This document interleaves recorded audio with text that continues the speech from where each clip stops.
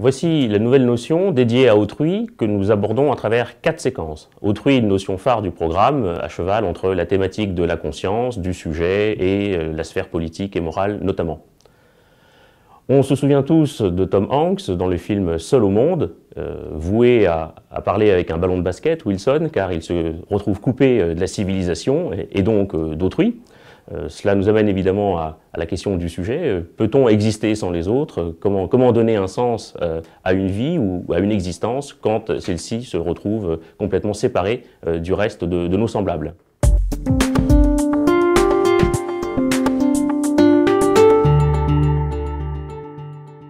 Peut-on exister sans les autres?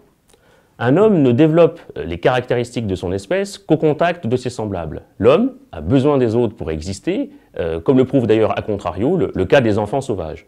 Toutefois, les autres agissent parfois aussi, voire souvent, comme des obstacles à la réalisation de soi. Alors voici la problématique, peut-on exister sans les autres? Voilà la question que nous devons questionner à son tour. Peut-on renvoie au registre de la modalité pratique, de la capacité objective ou matérielle? Est-il possible de, sous-entendu d'ailleurs à supposer que cela soit possible, le faut-il dans un second temps, qui nous dirigera du côté de la morale?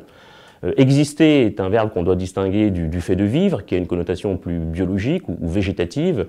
Existere en latin, c'est sortir de soi. On voit bien qu'on met en scène et en jeu, sans jeu de mots, puisqu'il s'agit du sujet jeu aussi, autre chose qu'une simple inscription dans une continuité de l'espèce, par exemple, peut-être d'ailleurs une logique de la reconnaissance. Logique de la reconnaissance d'ailleurs qui est induite par le sans les autres, qui donne tout son sens au sujet, puisqu'on peut peut-être exister selon certaines modalités et selon certaines différences qui restent à interroger, mais sans les autres, on voit bien que cela va compliquer considérablement la tâche, puisqu'on est parti du présupposé qu'on existait peut-être d'abord par les autres, ou pour les autres, ou face à eux. Donc qu'advient-il quand ils nous sont retirés et quand nous sommes coupés d'eux? C'est tout l'enjeu, on le voit bien, de cette question.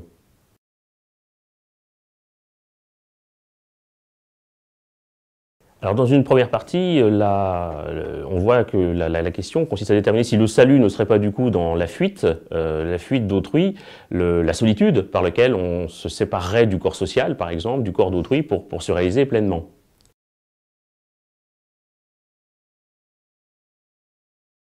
Reste que cette solitude, à supposer qu'elle ait lieu, une fois qu'elle est prolongée, qu'elle dure dans le temps, pourrait bien avoir des effets régressifs, auquel cas on perdrait à droite, si j'ose dire, ce qu'on a voulu sauver à gauche. La question se pose donc, celle du sujet, l'homme peut-il exister sans les autres? Qu'est-il au juste cet homme? Est-il seulement par rapport à lui-même ou se construit-il au contact d'autrui? On voit bien qu'il faut interroger ici les différents sens de l'existence, aller par exemple de la simple subsistance vers l'objectivation idéale de soi.